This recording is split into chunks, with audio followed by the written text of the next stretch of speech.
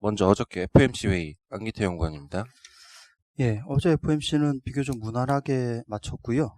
예를 들어 좀 시장 기대가 있었던 게 포워드 가이던스라는 게 있는데, 이게 뭐냐면은 기준금리를 지금은 이제 뭐 현재 제로 금리인 건데 어떤 조건 될 때까지 이를 동결하겠다, 이런 걸 지금 명식으로 박아두는 거. 그러니까 아직 끝까지 이제 동결 간다, 이런 거를 명시하는 정책인데, 여기에 대해서 발표는 하지 않았는데 가능성을 좀 남겨놓은 회의였고요. 그러니까 앞으로 대응이 있다, 이런 것들 남겨놓은 회의였고요. 그래서 비교적 무난하게 마친 회의인데, 다만 이제 이번 FOMC에서도 뭐 재정 부양 필요하다 이런 언급이 있었는데요. 이게 바꿔 말씀을 드리면은 9월 FOMC가 우리 시간으로 9월 17일에 있거든요. 그때는 약간 좀 앞두고 볼이 좀 커지지 않을까, 금융시장 볼이 변동성이. 왜냐면은 지금 일단 연준은 카드가 분명 남아있는 건 꽤 있습니다. 이를테면 뭐 포워드 가이던스도 있고, 장기물 금리가 뛰면 그걸 통제할 뭐 수익률 통제 곡선, 이런 것도 있고요. 실제 연준 자산 같은 경우도 연준이 원래 3월에 발표했던 긴급대출 이런 게 있는데, 뭐 회사채 매입 이런 게 있죠. 이게 2조 달러 한도를 내놨는데 지금 아직 1,000억 불밖에 안 했어요. 그러니까 더 할 수도 있고, 이걸 연말까지 하겠다 이거니까 정책들은 남아있는데, 다만 이제 뭐냐면은 이런 것들이 예정된 날짜 이때마다 따박따박 날짜에 들어가야 되는데, 9월이 되면은 이게 지금 민주공화 양당이 지금 부양책 합의를 하더라도 이후에 고용 약간 또 다시 둔화될 수 있고, 그러면은 또 재정 지원 필요한데, 대선 앞두고 이들이 그렇게 합의할 가능성이 크지가 않거든요. 그리고 이런 이제 어떤 뭐 재정 정책 불확실성이 불거지는 시점에서 FOMC가 원래 있을 때 그 전에 2주 동안은 원래 아무 말을 못 하게 돼 있어요, 공식적으로. 그럼 9월 17일에 FOMC면은 9월 3일부터는 어떤 언급이 못 되고, 그래서 이번 FOMC는 무난하게 끝났기 때문에 8월은 사실은 이제 괜찮게 보는데, 그러니까 시장으로 연결을 지으면요, 그렇게 보는데, 9월 초중반 이럴 때는 약간 좀 시장 변동성이 높아질 수 있다. 그게 왜냐면은 지금 남겨놓은 카드가 막바로 쓰는 게 아니라 결국에 볼이 좀 커지고 난 다음에 쓸 수 있는 카드들이라서 아마 9월 초중반은 조금 변동성 높아지지 않겠나, 그렇게 좀 보고 있습니다. 이어서 채권 전략 강성원 연구원입니다.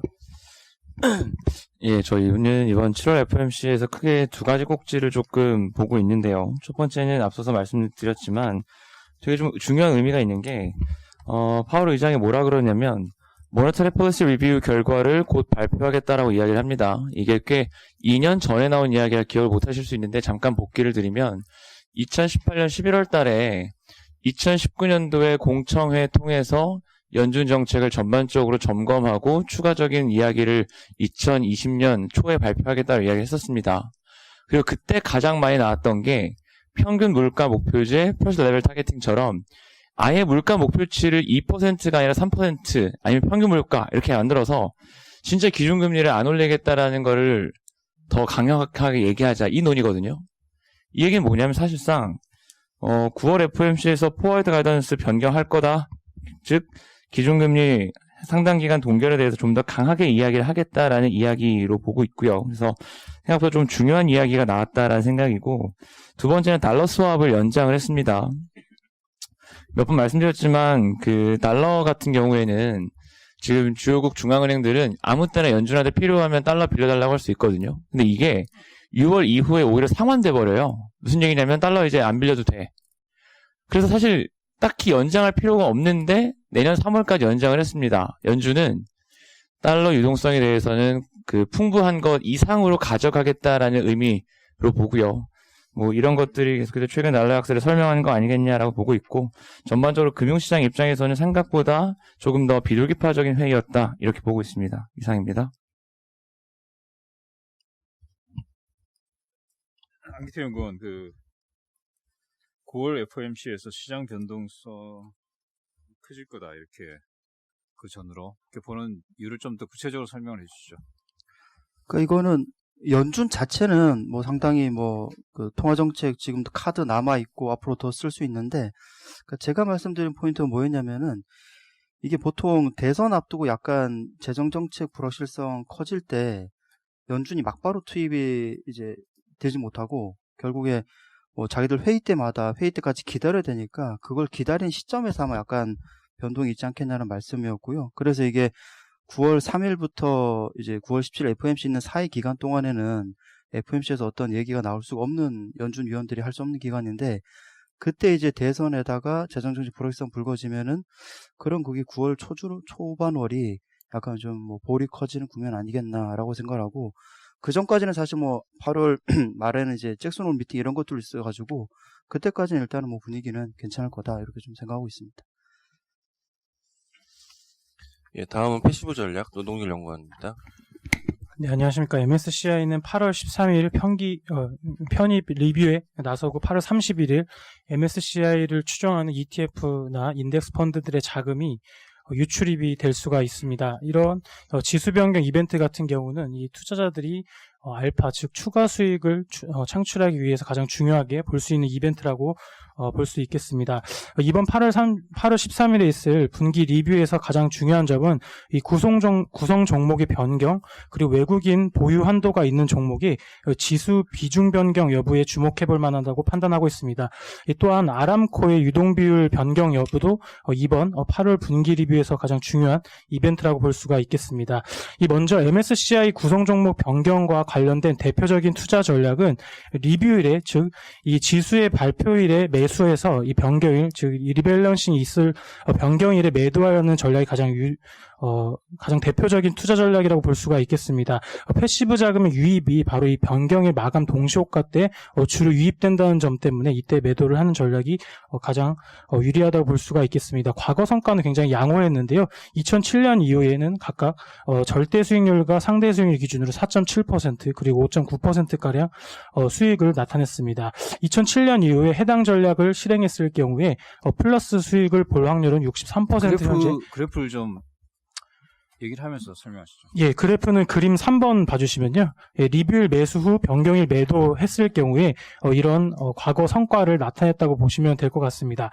예, 그런데 미리 종목을 예상했을 경우에는 4페이지 그림 4번과 5번에서 확인하실 수 있는 것처럼 절대 수익률과 상대 수익률 평균이 이 과거에 굉장히 상대적으로 높은 수익률을 나타냈었는데, 이렇게 상대 수익률과 절대 수익률 평균은 각각 11% 그리고 11.9%까지 수익률이 높아지는 것을 확인을 할 수가 있었습니다. 결국에 이런 지수 변경 이벤트를 투자를 했을 경우에는 성과 제고의 관건이 결국에는 정확한 이 편입과 편출 종목의 예상이라고 볼 수가 있겠습니다. 저희가 예상하는 편입 종목 같은 경우는 이번에 시젠과 알테오젠을 들 수가 있겠고, 편출되는 종목은 없을 것으로 판단을 하고 있습니다. 그리고 SK 바이오팜 같은 경우는 이 전체 시가총액 기준이 이 MSCI 지수 편입 조건을 충족을 하고 있습니다만 유동 시가총액, 즉 유동 비율을 고려한 시가총액이 낮기 때문에 이번에는 편입되지 않을 가능성이 더 높은 상황입니다. 또한 SK텔레콤 같은 경우에는 외국인 투자 지분의 룸이 확대되고 있기 때문에 약 1,800억 원가량의 패시브 자금이 유입될 수 있을 것으로 판단을 하고 있습니다. 아람코의 유동 비율 산정 여부가 이번에 중요한 이벤트라고 볼 수가 있겠는데요. 아람코 유동 비율 같은 경우는 현재 전체 시가총액의 1.5%가량이 현재 IPO가 되어 있는 상황인데, 이 중에 MSCI는 0.6%만을 유동 비율로 인정하고 있는 상황입니다. 이번 8월 분기 리뷰에서 리밸런싱이 된다면 저희는 MSCI 코리아 지수에서 약 500억에서 600억 원가량의 자금이 유출될 수는 있습니다만, 이 최근 국내 주식시장의 유동성을 고려했을 경우에는 그렇게 유의미한 충격을 줄 규모는 아니다라고 판단을 하고 있습니다. 이상입니다.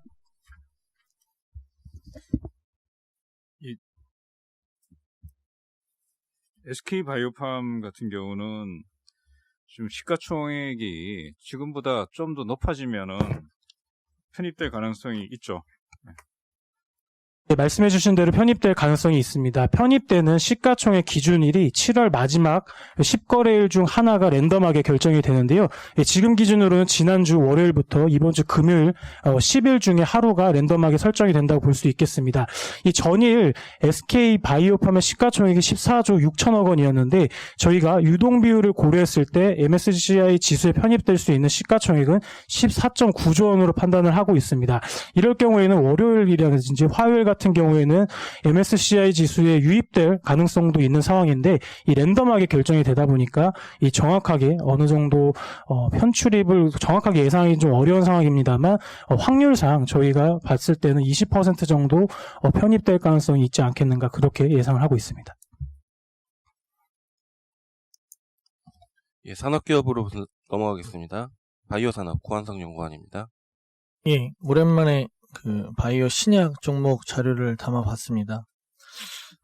나스닥 바이오 IPO 트렌드로 본 바이오주 옥석 가리기라는 자료 제목이고요. 내용을 보시면서 설명을 드리겠습니다. 5페이지 보시면 미국에서 19년에는 이제 18년 대비 신약 허가 건수도 다소 주춤했고 기술 이전 건수도 주춤했습니다. 그림 6번 보시면 여전히 항암제가 가장 이제 대다수의 기술 이전을 차지하고 있지만 전반적으로 모든 질환이 주춤하는 가운데 19년도에도 기술 이전 건수가 늘었던 분야는 이 뇌질환 CNS 분야입니다. 그래서 뭐 최근에 아두카누맙 이 알츠하이머 치료제도 미국에서 허가 신청이 들어갔고요. 그래서 CNS 쪽 뇌질환 쪽에 대한 관심이 지속적으로 높아지고 있는 최근 1년간의 분위기입니다. 6페이지 그림 9번 보시면 아무래도 뭐 작년에 하반기에 특히 시장 상황이 안 좋다 보니까 나스닥에서도 이제 초기 단계, 전임상이라든가 일상 단계, 얼리 스테이지의 바이오텍 상장 건수는 줄어들었고요. 좀 더 가시성이 높은 레이트 스테이지 신약 파이프라인 보유 업체들의 등장이 두드러집니다. 7페이지 그림 11번 보시면 하지만 뭐 우리나라도 마찬가지인데요. 이 VC 투자 쪽은 여전히 바이오 기업으로 활발하고요. 다만 전체 규모가 18년 대비 줄어든 걸로 봐서 18년까지만 해도 그 델롬에 세게 투자한다라는 투자 전략이 유효했다면 이제는 그 시리즈 A나 B 좀 앞 단계의 비상장 투자가 좀 더 활발히 일어나고 있는 것으로 미국이 나타나고 있습니다. 8페이지 보시면요. 기술 트렌드입니다. 일단 작년에 상장했던 기업 중에 공모 규모가 가장 컸던 기업은 젠맙이라고 하는 이중항체 플랫폼 기술 보유 업체고요. 이 기업은 듀오바디라는 이중항체 플랫폼 기술을 갖고 있는데요. 뭐 우리나라의 한미라든가 대다수의 이중항체 기업이 이 납빈홀이라고 하는 방식으로 이중항체를 만듭니다. 이거는 마치 이 항체 두 개를 레고 블록처럼 절반씩 껴내서 이제 그 물리적으로 끼워 넣는 방식인데, 하지만 이 젠맙의 듀오바디는 이 B셀이 B세포가 자연 상태에서 항체를 형성할 때 이 절반씩 이렇게 섞이는 이 Fab Arm Exchange라는 이 반응이 일어나요. 그래서 그 과정에서 일부러 두 개 서로 다른 걸 넣어서 B셀에서 자연스럽게 이중항체가 만들어지게끔 유도한 이 젠맙만의 독창적인 이중항체 제조 기술입니다. 그래서 5조 규모로 상장을 했는데 지금 벌써 시총이 12조를 넘어가고 있고요. 지금 이중항체 대장주로 부각이 되고 있습니다. 그 다음에 제가 좀 유심히 그리고 좋게 아주 흥미롭게 본 기술은 10페이지의 그림 17번의 IGM 바이오사이언스입니다. 이 카티를 대체할 만한 이중항체 T셀 인게이저라고 하는데요. 암젠의 바이트가 가장 유명합니다만 이 IGM 바이오사이언스는 아주 독창적입니다. 이게 지금 그림이 잘 안 보이실 수도 있는데 그 대부분의 이중항체는 이 빨래집게로 비유를 하면 이렇게 서 있는 구조거든요. 이 암세포랑 T세포 사이를 연결할 때 이 세로로 연결을 합니다. 근데 지금 IGM 바이오사이언스는 이 빨래집게가 누워있는 상태로 연결해서 가장 밀착시킬 수가 있다. 암세포랑 면역세포를 가장 근거리에서 유도할 수 있다라고 보고 있어서 지금까지 보지 못했던 새로운 플랫폼으로서 IGM 바이오사이언스를 아주 유망하게 보고 있습니다. 이러한 이중항체 플랫폼뿐만 아니라 오른쪽 페이지에 보시는 것처럼 유전자 치료제 업체 바이오엔테크라든가 브리지바이오 파마, 한국의 브리지바이오는 아니고요. 나스닥에 상장된 브리지바이오 파마라는 기업이 있는데 이러한 유전자 치료제 기업도 꾸준히 신생 기업으로 등장을 하고 있습니다. 그리고 12페이지 보시면 항암제 쪽에서도 여전히 그 퍼스트 인 클래스, 그러니까 노블 타겟의 항암제를 보유하고 있는 터닝포인트라든가 스프링웍스 같은 기업은 얼리 스테이지에서도 임상 1상 단계 또 이전에도 IPO가 되더라. 그러니까 결론적으로 시장 분위기가 보수적으로 바뀌어도 초기 단계에서 이렇게 IPO가 되고 성과를 낼 수 있는 기업은 퍼스트 인 클래스 항암제를 보유하고 있거나 플랫폼 기술을 가진 기업이다라는 결론을 내릴 수가 있습니다. 그리고 13페이지 보시면 최근에 뭐 제2의 테슬라 이러면서 해외 주식 관심 있으신 분들 사이에서 굉장히 유명한 기업 슈레딩거입니다. 올해 2월 달에 상장했고 상장하자마자 뭐 2조 원 규모로 상장이 됐는데 지금 6조까지 이제 3배 정도 올랐습니다. 그래서 슈레딩거 부분은 뒤에서 그 한희 위원님이 좀 더 자세히 설명드릴 거고요. AI 기반 헬스케어 기업의 이제 대표 업체로 처음 상장을 했습니다. 그래서 국내 업체들은 또 AI 기반 어떤 헬스케어 업체들이 있을까 19페이지에 좀 정리 요약을 해봤고요. 19페이지로 가보시면 일단 AI 기반으로 신약 개발 기업으로는 스탠다인 같은 기업이 있고, 암 진단을 하겠다라고 하는 기업은 루닛, 뷰노 등이 있습니다. 그리고 그 애니메디 솔루션 또는 상장 기업 중에 TNR 바이오펠, 로킷 헬스케어 비상장 기업, 이런 기업들은 이제 3D 프린팅을 활용한 AI 기업들이 있습니다. 그래서 향후에는 단순히 제약바이오가 이제 약을 개발하고 이런 거 전통적인 방식의 접근법뿐만 아니라 이 IT와 사물인터넷 등과 융합된 4차 산업혁명과 아주 부합되는 AI 기반 헬스케어 기업들이, 다양한 아이템들이 등장할 걸로 한국 시장도 전망을 하고 있습니다.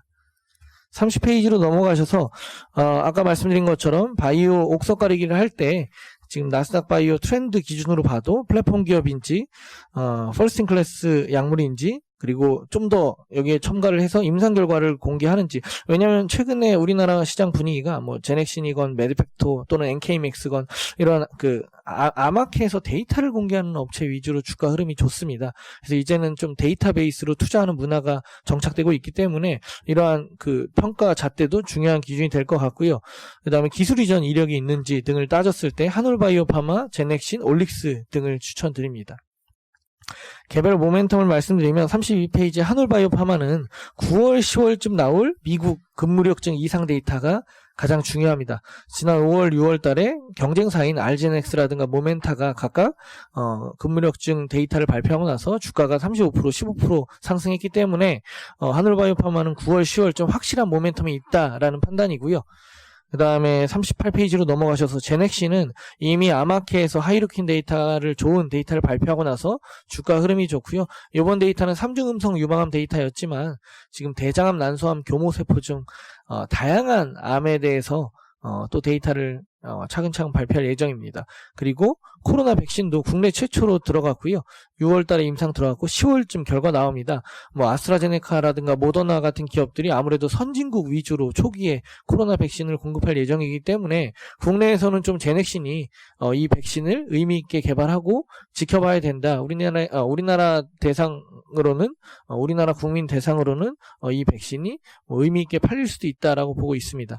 그리고 마지막으로 44페이지 보시면 올릭스는 지난 6월 달에 글로벌 제약사 대상으로 라이센스 아웃을 했고요. 일단 리서치 라이센싱 계약이어서 18억 원 수취를 했습니다. 그래서 1년간, 그러니까 아마 잘 되면 1년 뒤에 본 계약을 체결할 걸로 기대가 되고, 갈락 플랫폼 기반으로 첫 번째 딜이 나왔기 때문에 추가적으로 딜이 나올 가능성이 높다라고 보고 있습니다. 마지막으로 48페이지 슈레딩거 부분은 한희 연구원님이 발표해 주시겠습니다. 네, 그 슈레딩어 말씀을 드리면 일단은 빌 게이츠도 투자한 뭐 신약 개발 전문 소프트웨어 플랫폼 업체이고요. 이 슈레딩어의 이제 플랫폼 같은 경우에는 물리학 기반으로 이제 만들어진 거고요. 지금 현재 글로벌 상위 20개 제약사 모두 이제 고객사로 이제 보유를 하고 있습니다. 뭐 자체 소프트웨어 사업 말고도 일단은 이러한 플랫폼을 사용을 해서 공동 신약 물질 개발 프로그램과 뭐 독자 프로그램도 진행하고 있는데, 앞으로는 이 독자 개발 프로그램 같은 경우에는 뭐 신약 물질 라이선싱 아웃 이런 것을 통해서 추가적인 수익화도 가능하다라고 생각을 하시면 되겠고요. 일단 슈로딩어의 플랫폼 경쟁력은 결국에는 이 물리학 기반의 이런 플랫폼을 통하면 이제 기존 프로세스 대비 시간 단축과 이제 비용 절감 효과가 매우 클 수 있다라고 생각이 들고 있고요. 최근에는 이제 머신러닝 기술을 좀 접목을 해서 이 슈레딩어의 플랫폼을 사용을 하게 되면 이 후보 물질을 수십억 개를 이제 사전적으로 모델링을 하고 분석을 할 수 있게 되고요. 이를 통해서 이제 최적의 후보 물질 프로필을 가진 이런 물질을 추려낼 수가 있기 때문에 이를 통해서 뭐 임상 실험 단계 진입 확률도 높일 수 있다라고 보시면 되겠습니다. 일단 생명과학 분야 내에서도 디지털 트랜스포메이션 진행 중에 있는데 슈레딩어의 이런 플랫폼 경쟁력을 통해서 앞으로 꾸준하게 좀 고객사 유입이 좀 기대가 되고 있고요.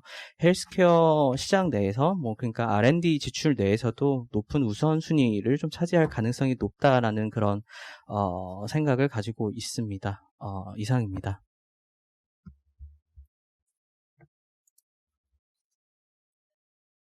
예, 동아이스티 어제 실적 나왔는데요. 홀드로 하향합니다. 일단 3개월 영업정지 처분 맞아서 예상됐던 적자이고요. 저는 판관비 감소 때문에 당사 추정치보다 좀 잘 나오긴 했는데, 저는 이제 가장 안 좋게 보는 포인트가 그 2016년 12월 달에 라이센스 아웃했던 FB에 기술 수출했던 이 항암제 관련해서 전혀 업데이트가 없습니다. 그래서 과거에 메디프론이 이제 로슈랑 2010년도에 치매 치료제 딜 했을 때도 거의 5년 동안 아무것도 안 하고 이제 사장됐던 기억이 떠올라서요. 이 파이프라인에 대한 불확실성이 확대됐다. 밸류에이션 디스카운트가 필요하다라고 판단을 했습니다. 그래서 목표 주가는 10만 원, 투자 의견 홀드로 하향합니다. 이상입니다.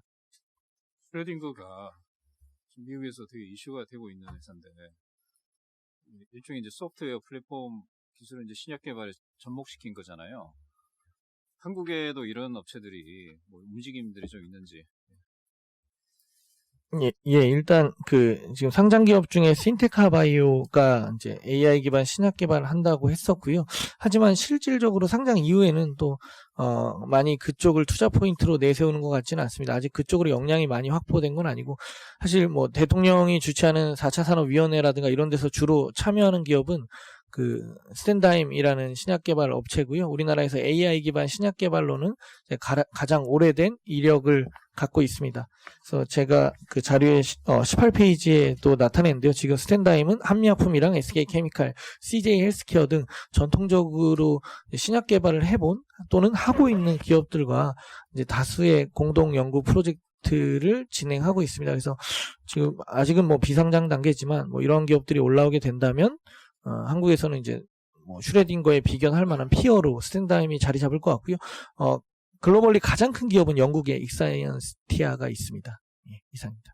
한올바이오파마 질문 한 번만 드릴게요. 그 근무력증 관련해서 이게 시장 규모가 어느 정도 되는지가 감이 안 와서 그러는데, 요거 말고도 뭐 자가 면역 질환으로 확장이 가능하다고 했는데, 이제 파급 효과가 어떤 식으로 나올 수 있는지 설명 좀 부탁드리겠습니다. 예, 일단 근무력증 시장 데이터는 아직 뭐 환자 수 대비 마땅한 치료제가 없어서 정확히 잡히진 않습니다.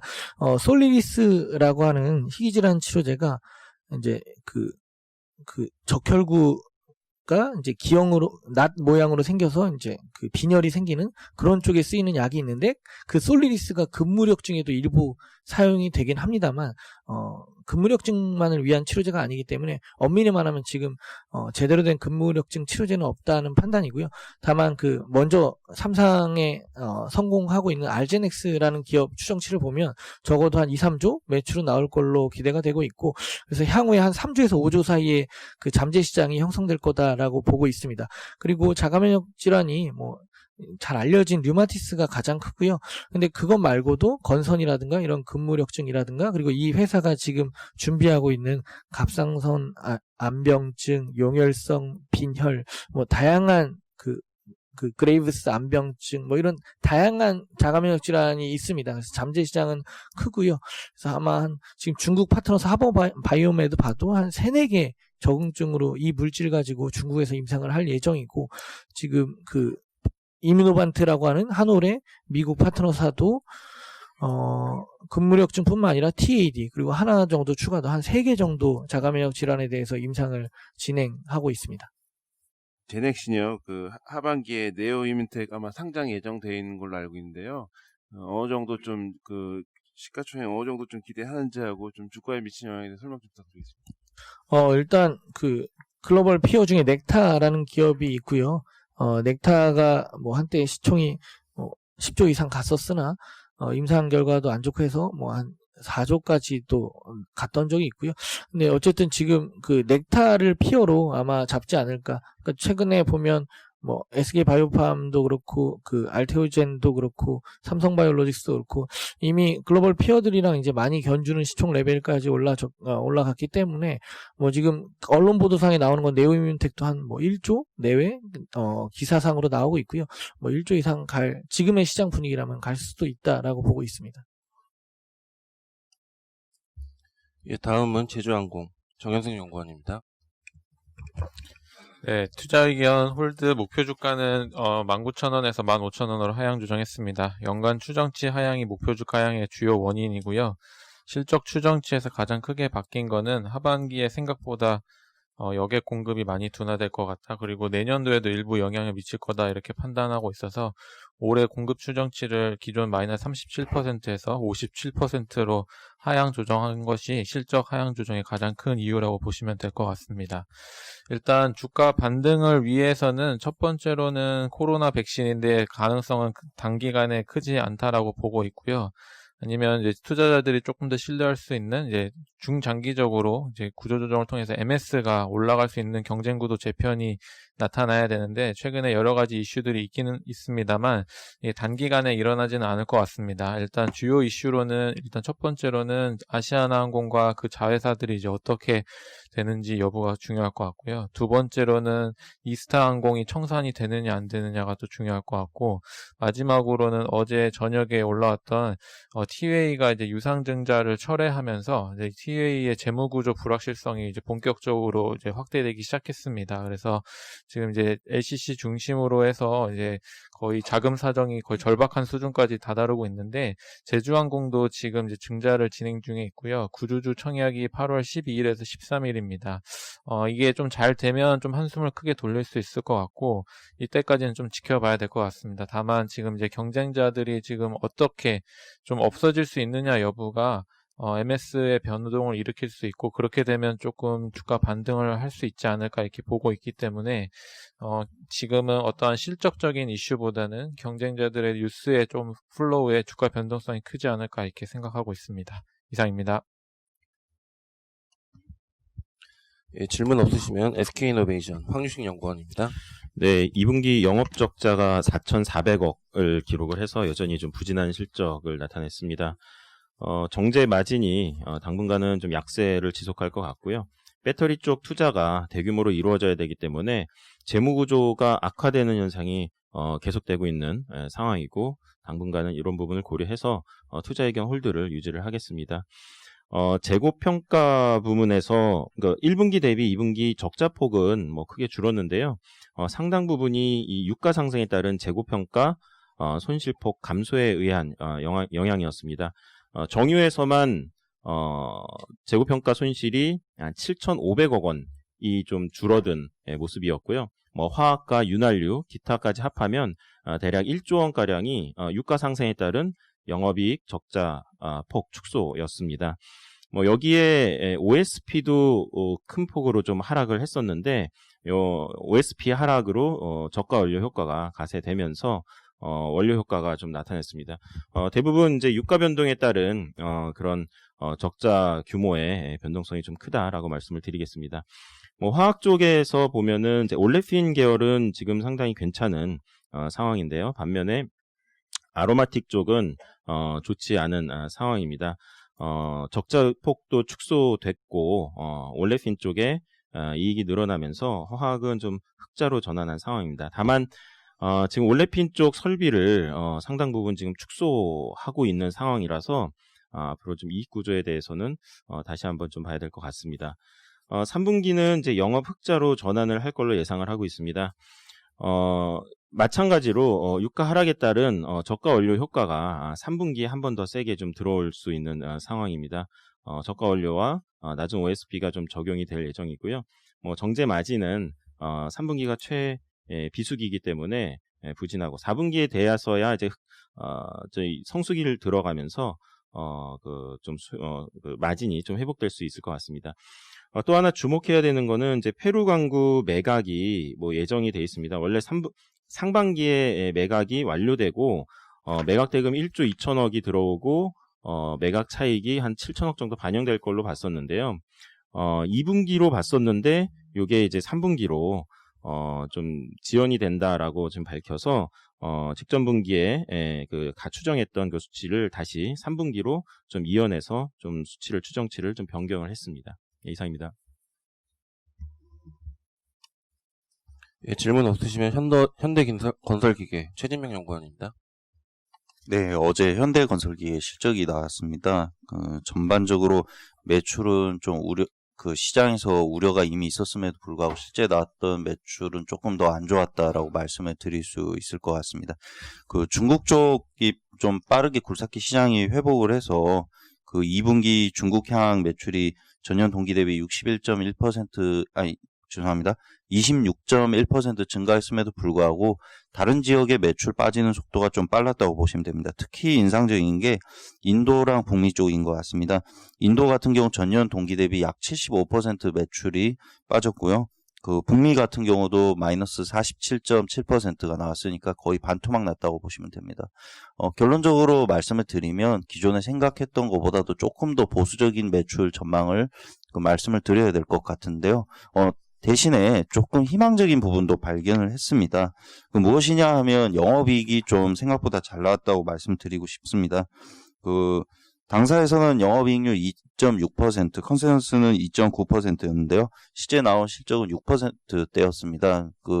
주로 포착이 되는 건 이게 원가 절감으로 보여지고요. 좀 임직원들이 좀 비용을 줄이려고 굉장히 많이 노력을 했던 것 같습니다. 그래서 원가율 자체는 좀 의미 있게 개선이 됐다고 이렇게 보여집니다. 그러면 전체적으로 매출에 대한 전망을 낮추더라도 이런 마진에 대한 개선을 함께 고려했을 때는 업황이 생각보다 안 좋은 상황이지만 내년 EPS 전망은 그래도 기존에 생각했던 어느 정도의 수준을 유지할 수 있겠다라고 이렇게 판단이 되어집니다. 좀 생각보다 시장 회복이 빨라지면 좋겠는데요.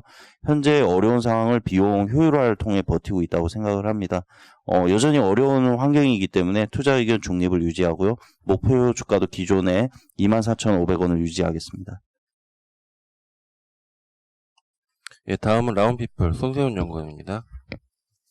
네, 라운피플 말씀드릴게요. 라운피플 같은 경우는 제가 이제 5월 말에 추천을 좀 드리고 계속 추천 드리고 있는 종목입니다. 오늘 자료를 쓰게 된 계기는 이 라운피플의 적용 분야가 산업이 좀 확대되고 있는 신호들이 보여서 일단은 쓰게 됐고요. 이 회사가 하고 있는 건 AI 머신 비전 솔루션을 공급을 하고 있습니다. 기존 자동화의 분량 검사는 이제 룰 기반의 머신 비전입니다. 카메라 렌즈를 통해서 이 정형화된 패턴, 그러니까 엔지니어들이 이거는 불량이다라고 정의를 다 내려서 이제 하는 게 룰 기반이고요. AI 같은 경우는 그런 데이터들을 모아서 자체적으로 비정형화된 패턴까지 AI가 추론적으로 분량을 내리는 게 AI 머신 비전입니다. 이거는 이미 미국이나 일본에서는 빠른 성장세를 보이고 있고요. 우리나라도 이제 성장을 하고 있는 상황인데, 라운피플의 이 AI 머신 비전이 2018년에 매출액이 50이요. 그리고 2019년에 88억까지 증가를 했고, 올해는 205억까지 이제 증가할 것으로 보고 있는데, 그 증가되는 요인이 PCB 쪽이 신규 시설 투자를 하면서 그쪽에서 이 AI 머신 비전을 적용하는 것으로 지금 파악이 되고 있습니다. 그래서 올해 좀 성장을 하고 있고요. 그 다음에 이 PCB 쪽이 지금까지 성장을 견인했다면 이제는 자동차 그리고 중고차 시장 이런 쪽에서도 이 AI 머신 비전을 적용하려는 움직임이 좀 있습니다. 그리고 최근에 정부가 스마트팜에 대한 적극적인 지원 정책이 있는데 이 스마트팜에도 이 라운피플 정부 과제를 땄어요. 거기서는 이제 농작물의 생육 과정을 AI 머신 비전으로 분석하는 이런 과제를 또 딴 상황이기 때문에 이제 PCB 쪽에서 이종산업 분야로 빠르게 좀 확산되는 모습이 상당히 좀 긍정적으로 보이고, 일단은 미국의 피어 그룹이 있는데 미국의 코그넥스라는 회사가 지금 올해 PER이 100배가 넘고요. 내년 PER이 60배가 넘습니다. 그리고 일본의 키엔스라는 회사가 있는데 그 회사가 한 50배 넘게 지금 밸류를 받고 있습니다. 그만큼 성장성이 상당히 유망한 시장이고, 라운피플과 경쟁하는 국내의 수아랩이라는 회사가 있어요. 근데 그 수아랩이라는 회사가 작년 매출액이 30억이거든요. 근데 그 회사가 앞서 말씀드린 미국의 코그넥스라는 회사한테 작년 11월에 2,300억에 지분 100%가 매각이 됐습니다. 그만큼 상당히 유망한 시장이고, 이 회사가 시가총액이 2,500억밖에 안 되거든요. 그거에 비하면. 그러면 아직까지 충분히 업사이드가 있고 이쪽 시장이 상당히 좀 유망하게 보고 있기 때문에 관심 있게 보시면 될 것 같고 계속 추천을 드리도록 하겠습니다. 이상입니다. 예, 다음은 해외 기업 분석으로 넘어가가지고요. AMD는 자료 대체를 하겠고요. 그리고 맥도날드 한유연구원입니다. 네, 저희 NH 글로벌 스탁스 10에 편입된 종목인데 2분기 실적 리뷰 드리고 하반기 비율에 대해서 말씀을 드리면 일단은 2분기 실적은 안 좋았습니다. 뭐 전 지역에서 역성장을 했고요. 하지만은 이제 기존 전 매출이 4월을 저점으로 6월까지 좀 회복세가 좀 나타나고 있기 때문에 이를 좀 긍정적으로 좀 바라볼 필요가 있지 않나라고 말씀을 드리겠고요. 일단은 뭐 6월까지 뭐 매출 회복세가 좀 이어졌고 7월에도 지금 현재까지 매출 회복이 나타나고 있기 때문에 이제 최악의 국면은 좀 지나간 것으로 좀 판단을 하고 있습니다. 일단은 뭐 경영진은 컨콜에서 2분기 미국 기존전 매출 성장이 전년 동기 대비 뭐 소폭 플러스 전환할 가능성도 좀 시사를 했기 때문에 좀 긍정적으로 좀 볼 필요가 있지 않나라고 말씀을 드리겠고 추가적으로 어떻게 보면 이제 그 맥도날드 같은 경우에는 상반기에 마케팅 지출을 많이 유보를 했습니다. 2분기 같은 경우에는 이 마케팅 지출을 70% 이상 유보를 했는데 하반기에 이 마케팅 지출을 좀 확대할 계획에 있고요. 그리고 추가적으로 이 피해 감행점 지원을 계속 했었고 그 중에 하나가 이제 임대료 감면이었었는데 이것도 하반기부터는 이제 정상적으로 지급받을 예정이기 때문에 하반기부터는 매출이 완만하게 좀 회복할 가능성이 높다라고 보고 있습니다. 그래서 이제 주가는 3분기의 외형 성장세를 좀 약간 반영을 하며 뭐 완만한 상승 흐름 보일 가능성이 높다라고 보고 있습니다. 이상입니다. 예, M&B에는 빠져 있는데요. 미국 지방채 전략 전병화 연구원입니다. 네, 미국 지방채 관련된 자료는 ETF를 통해서 한 3개월 정도 말씀을 드렸는데요. 일단은 뭐 큰 틀에서 결론부터 말씀을 드리면 저희 같은 외국인 입장에서는 미국 지방채 중에서 외국인, 내국인 모두 동일하게 세금을 내는 과세지방채 섹터가 유망하다라고 판단을 하고 있습니다. 자료 오른쪽 위에 보시면 이제 미국 지방채 ETF 중에서 과세지방채는 금리가 지금도 한 2.2% 나오고 있어서 투자 등급 회사채에 대비해서 달러 채권 고려하신 분들에게 좀 더 어필할 수 있는 금리라고 말씀을 드릴 수가 있겠고요. 이번 자료에서는 개별 주 내지는 여태까지 미국 지방채 파산 사건이라든지 이런 부분들을 분석을 했습니다. 그런 걸 봤을 때 지금 코로나 문제가 좀 있지만 그래도 지금까지 2차 확산 우려가 있는 가운데에서도 확진자 증가세가 늘어나지 않는 주, 그러니까 빠르게 확산되지 않는 주는 뉴욕주라고 판단을 하고 있고요. 뉴욕주는 미국 내에서 세 번째로 지방채 발행이 많습니다. 그래서 상당히 유동성도 있는 주기 때문에 여기에서 발행되는 정부 세수를 바탕으로 한 주요 채권 중에서 과세 지방채 금리가 한 10년 만기로 2% 내외 형성되어 있습니다. 그래서 이런 부분들은 충분히 해외 투자들도 접근할 수 있는 영역이라고 판단을 하고 있어서 ETF를 통해서는 BAB가 가장 좋을 것 같고 개별 채권 입장에서는 뉴욕주를 추천을 드립니다. 이상입니다. 지방채 자료는 이제 실전에 우리가 대학교 자료 나왔잖아요. 그러니까 이제 국채금리랑 워낙 다운돼 있고 IC 등급 회사채도 뭐 2%가 안 됩니다. 지금 투자 등급도. 그래서 이제 대안으로 다른 이제 채권들을 찾는 작업들이다 이렇게 보시면 됩니다. 이상 미팅을 마치도록 하겠습니다.